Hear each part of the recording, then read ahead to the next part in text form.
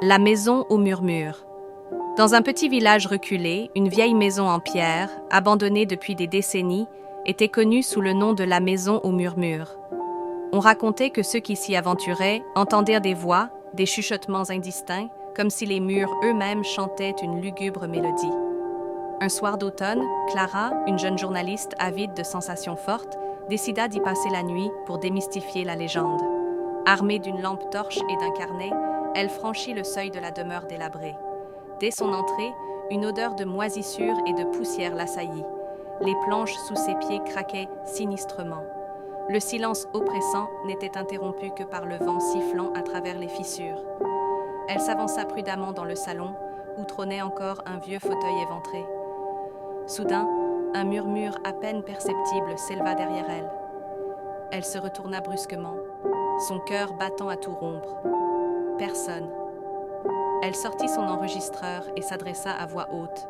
« Si quelqu'un est ici, manifestez-vous. » Un silence pesant s'installa, puis un ricanement étouffé résonna dans l'air. Clara sentit une brise glaciale effleurer sa nuque. Elle alluma sa lampe et scruta la pièce. Un miroir fissuré accroché au mur reflétait quelque chose, ou quelqu'un, derrière elle. Une silhouette sombre aux yeux blancs vides se tenait là, figée. Elle se retourna en hurlant, mais la pièce était vide. Son souffle était court, son corps tremblant. Mais elle refusa de fuir. Elle monta lentement l'escalier grinçant, chaque pas résonnant comme un écho macabre. Arrivée à l'étage, une porte entrebâillée attira son attention. Elle poussa doucement le battant et découvrit une chambre où des jouets d'un autre temps étaient éparpillés sur le sol poussiéreux.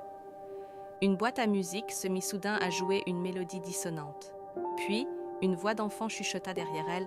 « Tu es venue pour nous ?» Le sol s'effondra brusquement sous ses pieds. Elle tomba dans l'obscurité. Le lendemain matin, la maison était silencieuse. Clara avait disparu. Seule son lampe torche, abandonnée sur le sol, projetait encore une lueur tremblotante sur les murs, où une nouvelle ombre semblait s'être ajoutée.